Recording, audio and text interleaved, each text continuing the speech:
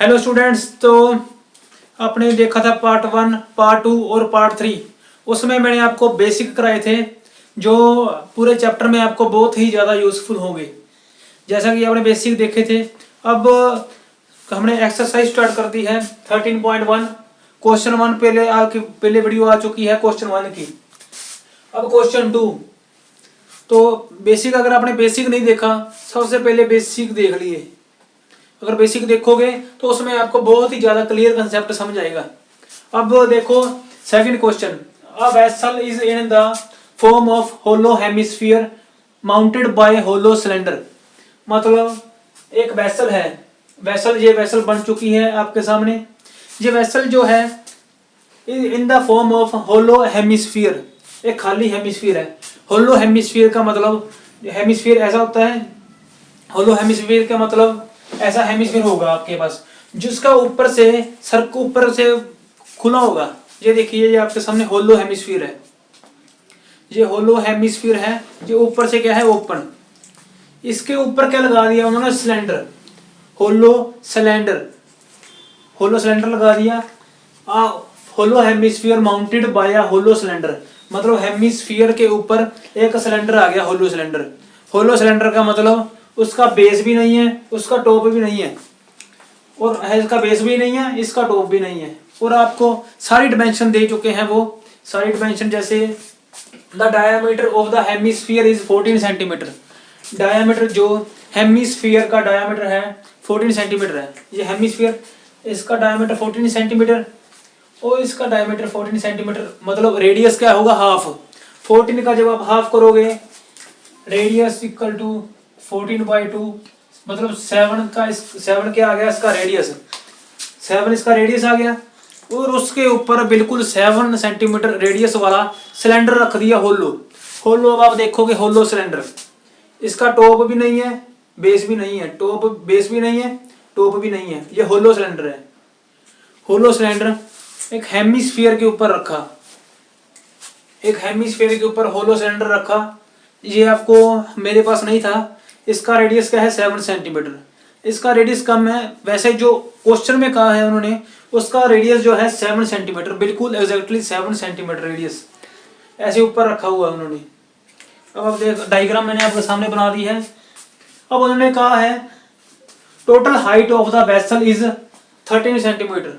जो वेसल बन चुकी है उसकी टोटल हाइट है 13 सेंटीमीटर है। ये 7 है, तो ये वाली 7 होगी, ये वाली ये भी 7 होगी। जब हम 13 - 7 करेंगे 6 सेंटीमीटर, वो क्या आ गई हमारे पास, height of cylinder. Height of cylinder आ गई, रेडियस ऑफ सिलेंडर भी आ गया 7 सेंटीमीटर, और रेडियस ऑफ हेमिस्फीयर भी आ गया 7 सेंटीमीटर। अब नेक्स्ट उन्होंने क्या कहा है, find the inner surface area of the vessel. जो surface area, inner surface area of the vessel.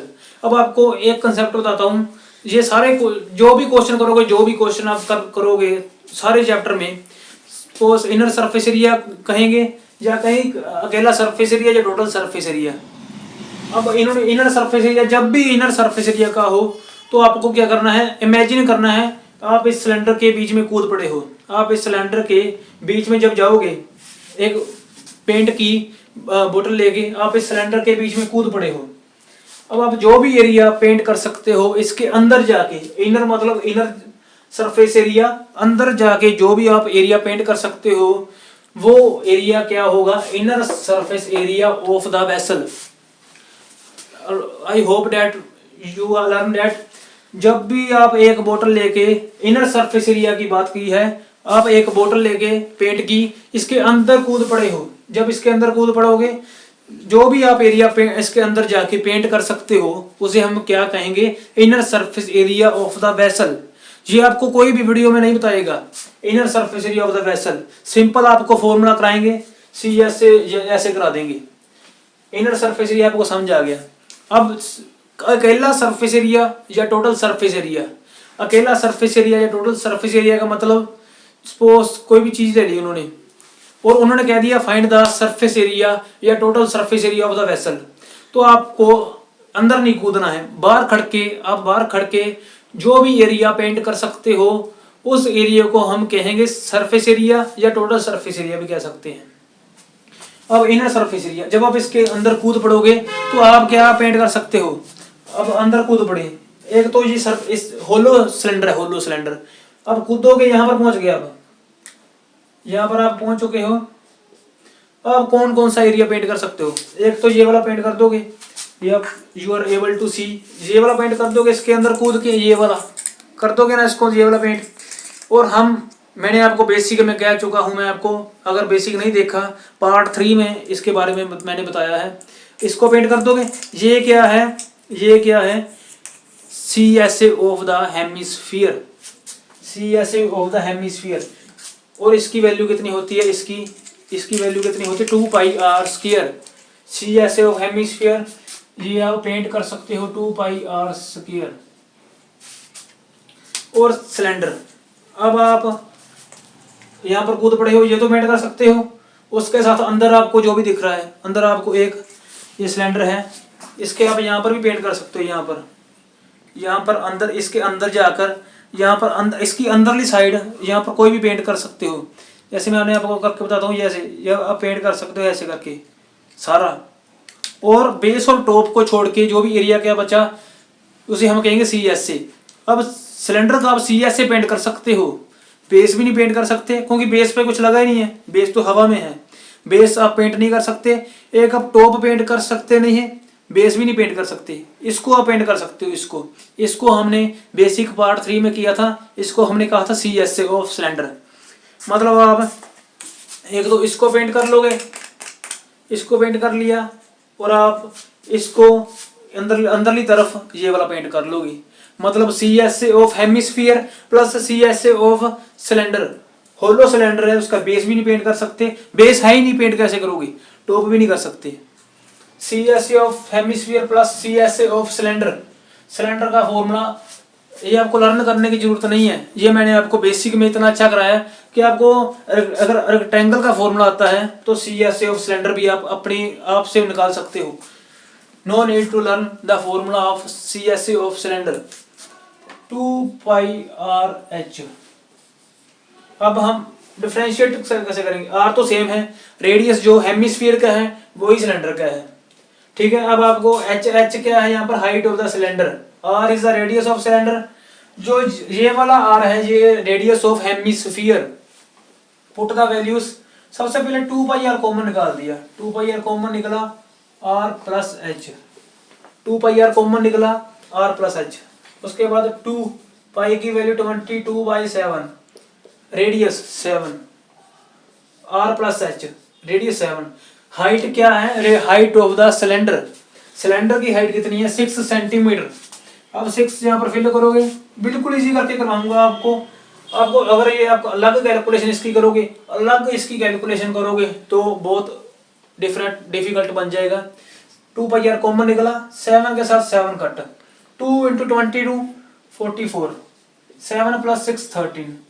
अब आप इसको मल्टीप्लाई करोगे जब 44 × 13,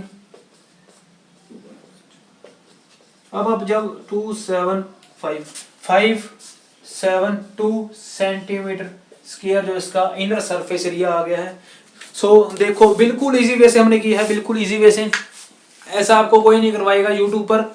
देखो एक सिलेंडर लिया, एक सिलेंडर ले लिया, होलो सिलेंडर था, होलो हेमिस्फीयर था, होलो ही सिलेंडर था। अब जब आप इसको ऐसे लगाया, ये क्या है, ये सॉलिड सिलेंडर है, इसका बेस भी है टॉप भी है, ये होलो है।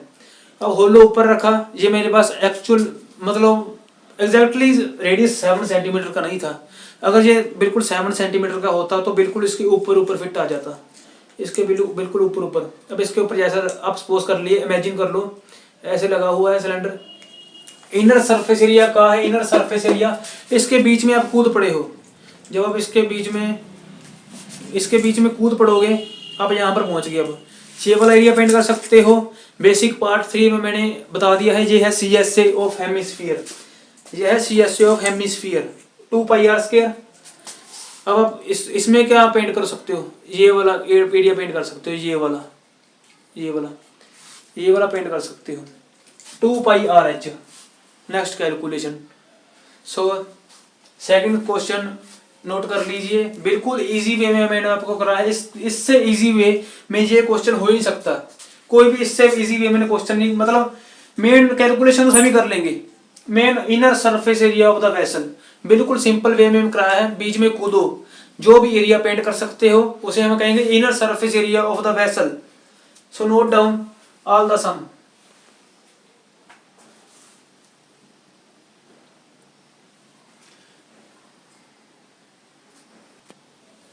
सो स्टूडेंट्स, आपको कोई भी डाउट हो तो कमेंट सेक्शन में आप डाउट क्लियर कर सकते हैं, हम आपका कमेंट में आंसर कर देंगे, या तो आपको नेक्स्ट वीडियो में उसका डाउट का आंसर बता देंगे। एंड अगर आई होप दैट आपको वीडियो अच्छे से समझ आ गई होगी, तो नेक्स्ट वीडियो हमारी नेक्स्ट क्वेश्चन पर आएगी। जैसे ये क्वेश्चन 2 था 13.1 का, अब 3 क्वेश्चन आएगा, वो भी इसी तरह समझाएंगे। Thank you.